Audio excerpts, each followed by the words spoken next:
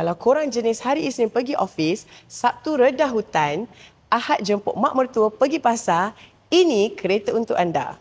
Serius? Assalamualaikum. Hai. Kereta ini seumpama gabungan James Bond dan abang hardcore camper. Dia tak minta perhatian, tapi bila korang parking je, semua orang akan pandang.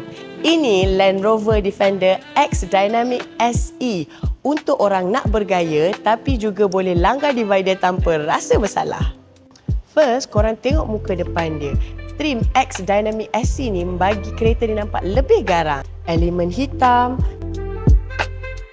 rim 20 inci dengan warna matte grey dan muka depan dia macam tengah marah sebab korang tak isi minyak RON 97. Masuk je dalam, bau dia dah rasa mahal. Dashboard clean, skrin besar 10 inci, Meridian sound system dia padu. Ada Apple CarPlay and Android Auto. Tak lupa juga ada wireless charger sebab pakai kabel tu dah outdated. Kerusi dia pula lembut tapi masih steady, macam kena peluk bantal hotel 5 bintang. Enjin dia 3.0 liter inline 6 mile hybrid, 395 horsepower, 0 ke 100 km/h dalam masa 6 saat je. Untuk saiz dia seumpama badan air buat beleh. Suspension udaranya licin macam cheesecake. Kalau dah beli kereta ni, mestilah kena redah hutan kan? Sebab dia ada Terrain Response 2 Hill Descent Control dan boleh redah air sedalam 900 mm.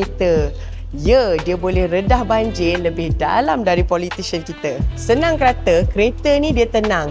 Tapi sekali korang tekan, dia terbang. Macam cikgu disiplin, diam-diam, tapi sekali dia marah, kita yang terdiam. Ruang banyak. Nak bawa luggage, bawa stroller, barang dapur, kemah, tong gas, semua sekali pun boleh. Kalau jalan rumah korang berlubang 3 tahun tak tutup, yang ni sesuai. Kalau dekat taman korang banjir sikit, selamba je redah. Keselamatan dia pun power. Ada 6 airbag, blind spot assist, adaptive cruise control, emergency braking dan macam-macam lagi. Defender ni bukan korang boleh drive laju je. Dia boleh protect korang bila korang drive macam korang terlupa beli roti tapi isteri korang dah lapar. Kalau korang nak kereta yang nampak klasi, rasa power tapi boleh layan jalan kampung dengan highway plus dalam satu hari, Defender is the car lah.